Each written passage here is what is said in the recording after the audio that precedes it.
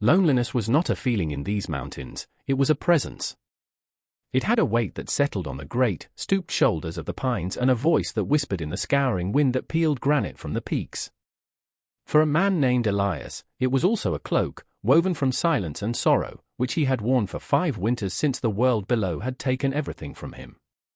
He had retreated into the mountain's heart, building a cabin of thick, unyielding logs, as if to wall out memory itself. The townsfolk called him the Mountain Man, or in their crueler moments, Too Fat Elias, a jab at the broad, powerful frame that now carried only the heft of his grief. His size, which had once been a source of simple, physical pride, was now just a larger vessel for emptiness. He spoke to no one but the ravens, and his days were a quiet ritual of survival, chopping wood, checking snares, and staring into the fire as it consumed the hours, each flame a ghost of the life he had lost. His heart was a frozen lake, and he had no desire for the thaw. One afternoon, when the autumn air was sharp with the promise of another siege, a sound intruded upon his sanctuary. It was the creak of a cart, the reluctant plod of a tired horse. Elias stood on his porch, a monolith of patched leather and beard, his hand resting on the axe handle embedded in a chopping block. The cart, driven by the town magistrate, Barrow, a man with a face like pinched dough, carried a grim cargo. 3 children, huddled together on a bed of straw, their faces pale and smudged with dirt. The oldest, a girl of perhaps 10, held a tiny, silent child in her lap, while a boy of about 8 glared at the world with the furious, impotent rage of the powerless. Barrow pulled the horse to a halt, refusing to meet Elias's gaze. Their parents were taken by the lung fever, the magistrate said, his voice thin in the vast quiet. No one in town will have them.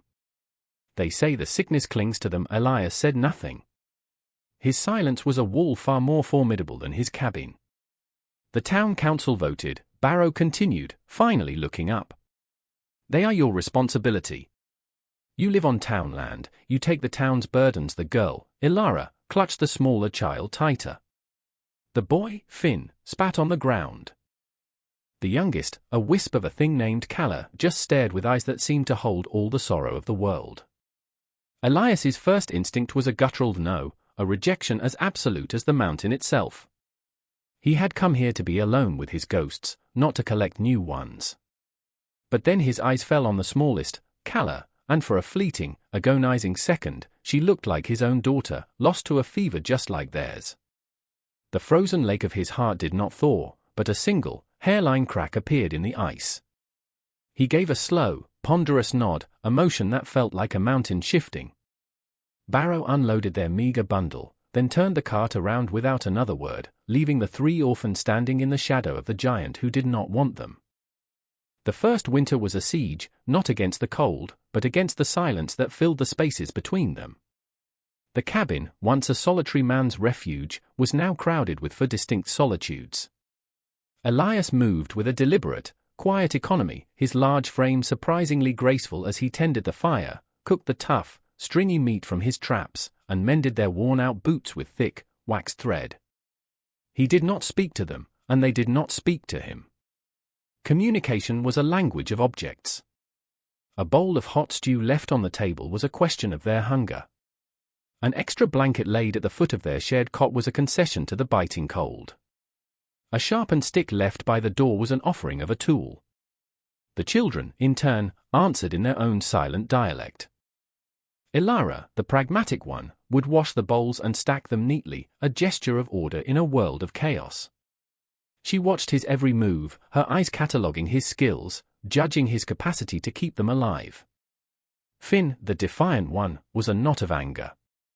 He would perform the tasks Elias set for him, hauling wood, fetching water, with a sullen fury, sometimes slamming a log onto the pile with a crack that echoed his own splintered spirit. Calla, the smallest, was a phantom. She moved through the cabin like a breath of mist, her presence felt more than seen. She would sit for hours by the fire, her thumb in her mouth, her gaze lost in the flames. Around her neck, on a thin leather cord, she wore a small, crudely carved wooden bird.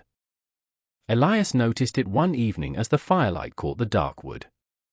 It was a starling, its shape simple but unmistakable. A flicker of something, a distant ache of a memory not his own, stirred in the back of his mind before he ruthlessly suppressed it. It was just a child's trinket, a relic from a life that was ash. He had enough relics of his own. Their survival depended on the unsentimental present. Mistrust was the air they breathed. When he skinned a rabbit, Finn would watch with a mixture of revulsion and fascination, his hand never far from a heavy piece of kindling, as if he expected the big man to turn on them at any moment. Elias was aware of their fear. He saw how they flinched when he moved too quickly, how their breathing would stop when he returned from the forest, his huge form filling the doorway, silhouetted against the blinding snow. He did nothing to soothe them. He simply provided food, warmth, shelter. It was all he had to give. His heart was a locked room, and he had long ago thrown away the key. When the world finally began to thaw, so too did something imperceptible within the cabin walls. Spring arrived not as a gentle guest but as a roaring force, the cracking of river ice like cannon fire, the meltwater turning the mountain paths into torrents. The oppressive silence of the snow-covered world was replaced by the cacophony of life returning. For Elias, it meant work. He took Finn out to check the snares, the ground now soft and forgiving. He didn't speak, he showed. He demonstrated how to read the tracks in the mud, how to find the game trails, how to set the wire loop so it was both effective and humane. He would point, grunt, and gesture with his large, calloused hands. Finn, at first resentful of the instruction, slowly became absorbed. The anger in his eyes was gradually replaced by a sharp, focused intelligence. He learned quickly, and one day, he brought back a grouse on his own. He laid it at Elias's feet, a silent offering of pride and proof. Elias met his gaze and gave a single, slow nod of approval. It was more than 1,000 words of praise. For Elara, the lessons were in the green shoots that pushed through the soil. Elias showed her which roots to dig for, which leaves were medicine and which were poison. He taught her how to tap the birch trees for their sweet, clear water. Her natural caution made her a meticulous student. She would bring him plants for inspection, her brow furrowed in concentration, waiting for his nod before adding them to her basket. She was rebuilding their security, one edible root at a time. Her fear of him had softened into a kind of wary respect. He was no longer a monster, but a mountain, vast, unknowable, but solid. Calla remained his shadow. She would follow him as he worked, her small feet making no sound. While he split logs, she would gather the chips of wood. While he repaired the roof, she would sit on the porch below, weaving blades of grass into intricate patterns. She never asked for anything, but her presence was a constant, quiet question. One afternoon, as he sat carving a new handle for his axe, she approached and sat beside him. He continued his work, the knife peeling away long, fragrant curls of pine. After a long while, she reached out a tiny hand and laid it on his forearm, just for a moment. Her touch was as light as a moth's wing. It sent a jolt through him, a warmth that was entirely unfamiliar. He stopped carving. He looked down at her, and she looked back, her wide, solemn eyes holding no fear at all. In that moment, the hairline crack in the frozen lake of his heart widened, and for the first time in 5 years, he felt the painful, terrifying sensation of a single drop of water seeping through. Summer came in a wave of green and gold, and with it, a new rhythm. The cabin was no longer just a shelter from the storm, it was becoming a home. The days were long and filled with a purpose that went beyond mere survival. They were building. Elias, with Finn now a surprisingly strong and capable assistant, added a linter for storing firewood. The sound of his hammer echoed through the valley, a steady, declarative beat. He taught the boy how to notch logs, how to read the grain of the wood, how to build something that would stand against the wind. Finn's hands, once clenched into useless fists of rage, were now learning to create. He was finding an outlet for his intensity, shaping the world around him instead of just railing against it. Elara took charge of the garden, a small plot of land Elias had cleared behind the cabin. With the herbs and seeds she had carefully gathered, she cultivated neat rows of hardy vegetables and medicinal plants. She was a natural nurturer, and the patch of dark earth became her kingdom. She would spend hours there, humming softly to herself, a sound so alien and yet so welcome in the profound quiet. She was tending not just to plants, but to the fragile roots of their new life. The cabin began to change. Elara insisted on a cleanliness that went beyond simple utility. She scrubbed the floors with pine needles and water, and the air filled with a clean, sharp scent. She found a patch of wild lavender and dried the blossoms, placing them in small cloth bundles around the room. Calla, in her silent way, contributed beauty. She would leave small bouquets of wildflowers on the table, fireweed, columbine, Indian paintbrush. She decorated the window sills with interesting stones and fallen feathers. Elias watched all of this with a kind of stunned detachment. He had built the cabin to be a tomb for his memories, a fortress of solitude. These children were turning it into something alive. They were filling its empty spaces with their presence, with the scent of lavender, with the quiet industry of their hands. One evening, as the four of them sat at the table, a comfortable silence settled between them. The fire crackled, the lamp cast a warm, golden glow, and the sounds of the crickets outside were a gentle chorus. Elias looked at the three faces illuminated by the light. Finn, no longer glaring, was intently mending a tear in his trousers. Elara was carefully sorting seeds for the next spring. Calla was drawing patterns in a bit of spilled flour on the table.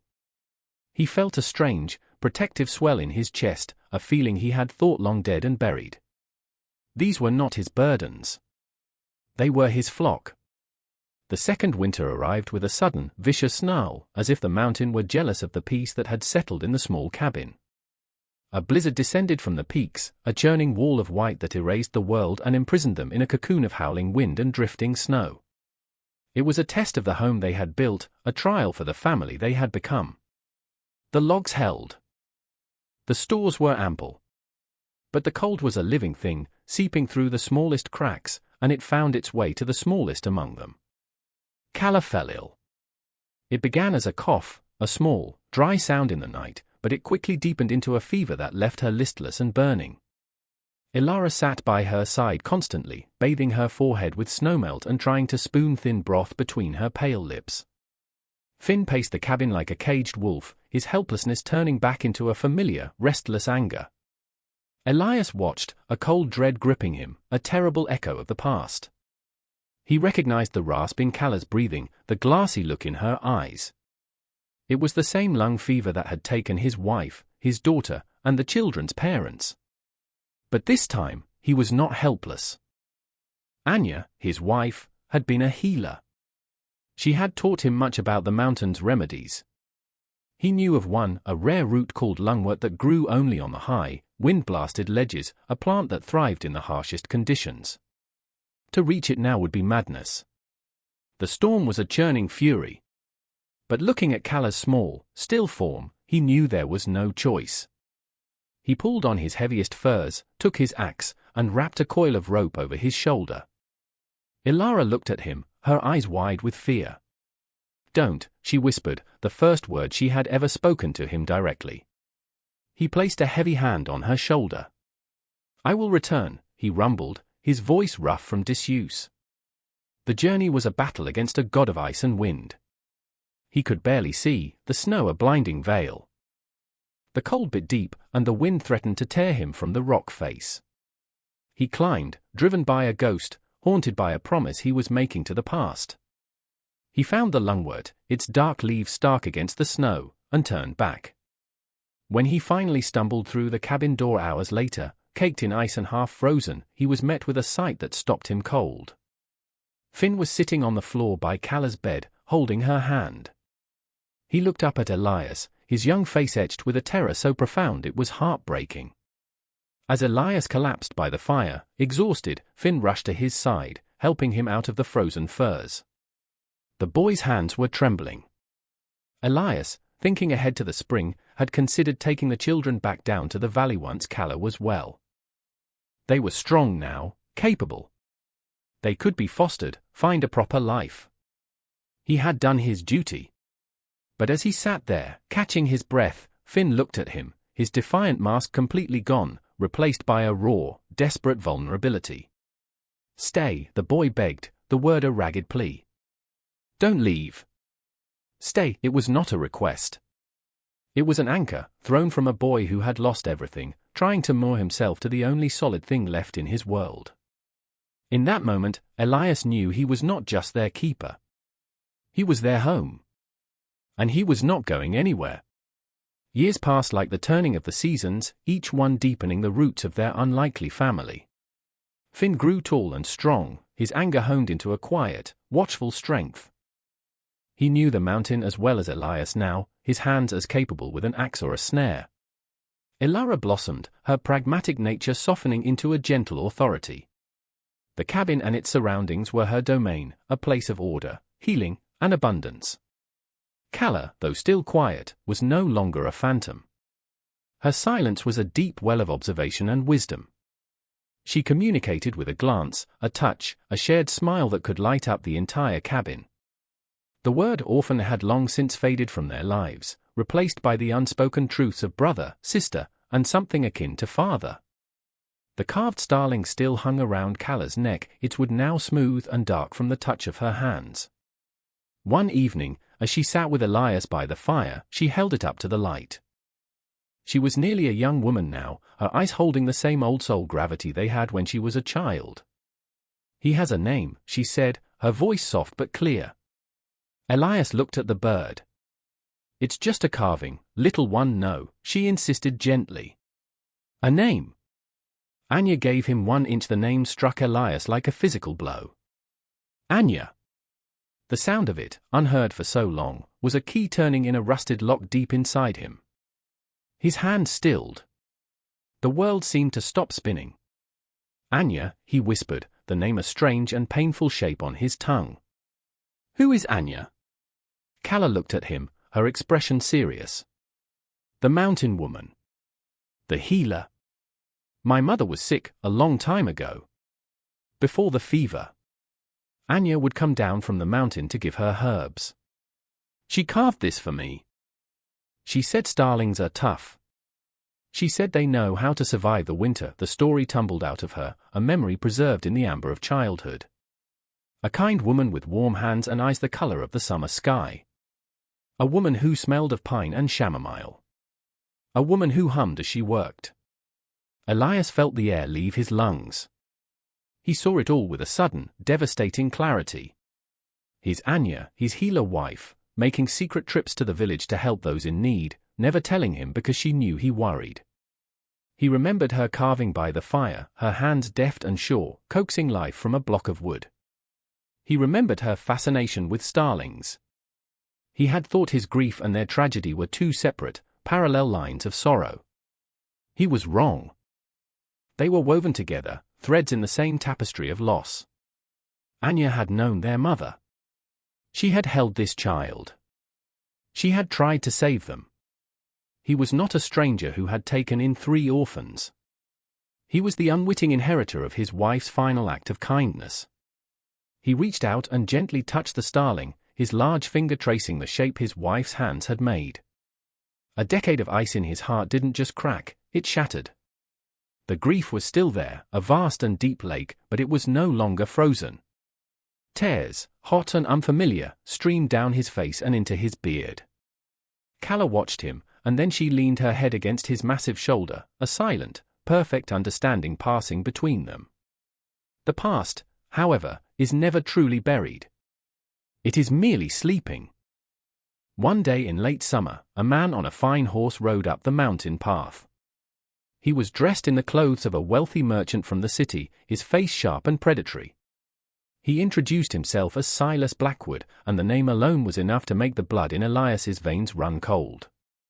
Blackwood was the man who had owned the land Elias and Anya had once farmed, the man whose greed had forced them into a debt they could never repay, driving them from their home and indirectly leading to the accident that had claimed Anya and their daughter. He was the architect of Elias's exile.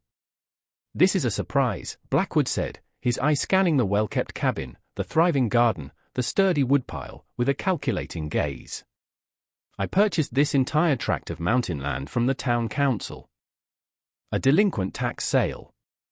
Imagine my shock when my survey maps showed a squatter's residence. He produced a rolled-up deed, the official seal glinting in the sun. Finn, now a young man of 18, stepped forward, his hand resting on the axe propped against the cabin wall. Elara came to stand on the porch, her arms crossed, her expression unreadable. Calla emerged from the trees, a silent wraith joining their ranks. Blackwood's eyes flickered over the three of them with disdain. "And you collected vagrants, I see." No matter, he turned his cold gaze back to Elias. "I am a reasonable man.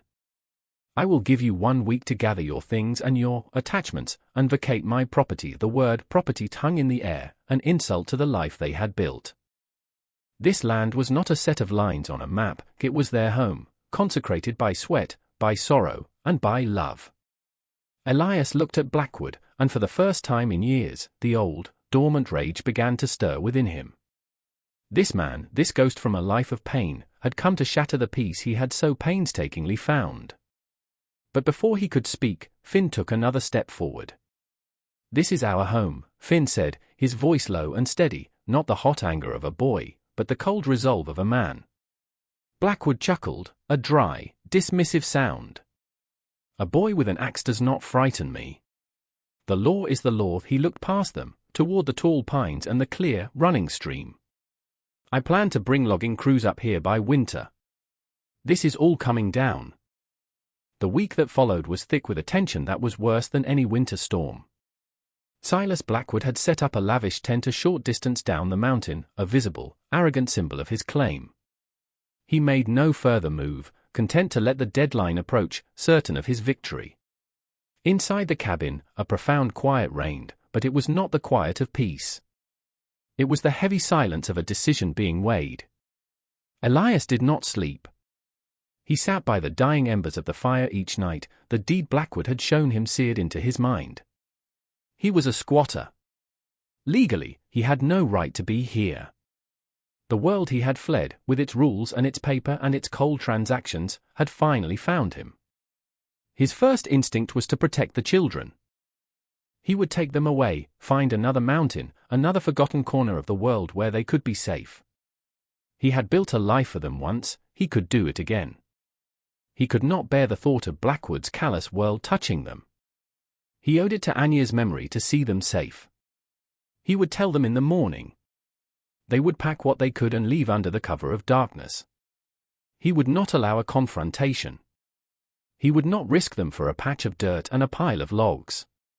He had lost one family to the cruelties of men like Blackwood, he would not lose another. But when morning came, and he gathered them at the table to speak, he found he could not form the words.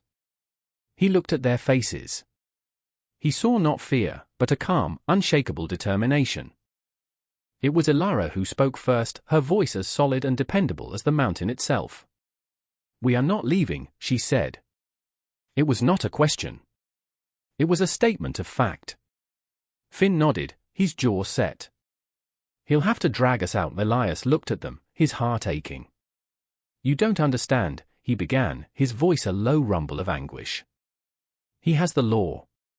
He can bring men, sheriffs." It was then that Calla, who had been silent through it all, stepped forward. She walked to Elias and stood before him, looking up into his troubled face. She reached up and took one of his massive, calloused hands in both of hers. She did not speak, but her eyes held a fierce, unwavering loyalty that struck him dumb. In that moment, he understood. This was not his decision to make alone. For a decade, he had been their protector, their provider, their shield. But they were no longer frightened children. They were a family, and a family stands its ground together. Their home was not just the cabin, it was the circle of loyalty they had forged in the heart of the wilderness. To run would be to break that circle.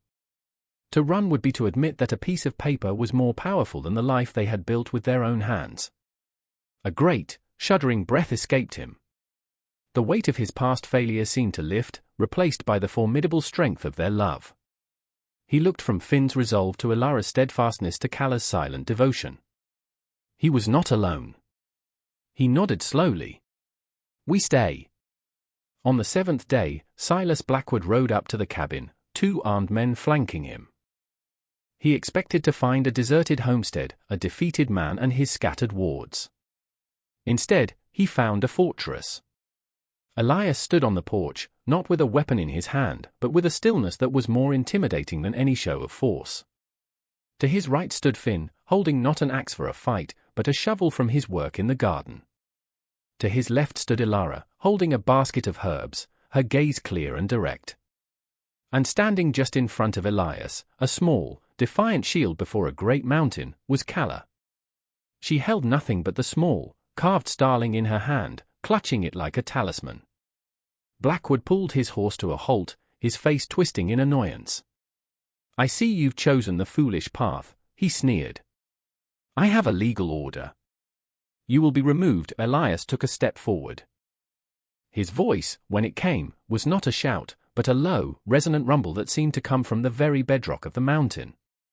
"This land is not empty, Blackwood. This land has a family on it. You can have your paper." "It means nothing here," Blackwood laughed. "And what are you going to do, old man?" "Fight the law." "We are not going to fight you," Ilara said, her voice cutting through the tension. But we are not going to leave. The simple, unadorned truth of her statement seemed to confuse Blackwood. He was a man who understood threats, violence, and transactions. He did not understand this quiet, unified resistance. He looked from one face to another, seeing not fear, but an unbreakable, interlocking resolve. These were not vagrants. This was a clan. He gestured to his men, but even they hesitated, faced with a strength they could not quantify. There was no easy victory here, only a messy, protracted struggle against people who had nothing left to lose and everything to protect. Blackwood, a creature of profit and loss, did a quick, cold calculation. The cost in time, effort, and reputation to forcibly remove this strange, defiant family was not worth the timber he would gain. His power was based on the assumption that others would yield. These people would not. Defeated by an enemy he could not comprehend, he spat on the ground. "Keep your cursed mountain," he snarled, yanking on his horse's reins. "It's not worth the trouble." He and his men turned and rode away, their departure a stark contrast to their arrogant arrival. They did not look back. The dust from Blackwood's retreat settled back onto the mountain path, and a profound silence descended, deeper and more peaceful than any that had come before. The confrontation was over. The past had been met and turned away, not by violence, but by the simple, unassailable power of belonging. Elias watched them go, his great shoulders finally unburdening themselves of a weight he had carried for more than a decade.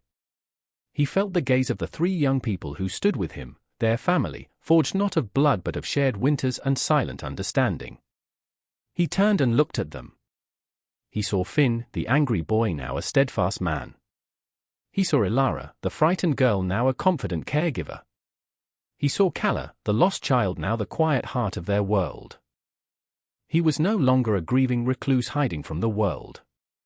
He was a patriarch, the center of a universe he had never intended to create. Calla stepped toward him and held out her hand. In her palm lay the wooden starling. He looked down at it, the small bird his Anya had carved, the totem that had unknowingly connected all of their stories. It was no longer a symbol of what he had lost. It was a testament to what he had found. It represented a kindness that had echoed through time, a love that had planted a seed in one family and seen it bloom in another. He gently closed Calla's fingers over the bird. "It's yours," he said, his voice thick with emotion. "It brought you home." They went back inside the cabin as the sun began to set, casting long, peaceful shadows across the valley. The fire was lit, and the warm glow filled the room, pushing back the encroaching darkness. There was no need for words. The victory was in the shared meal, in the familiar quiet, in the simple, sacred act of being together in the place they had defended and claimed as their own.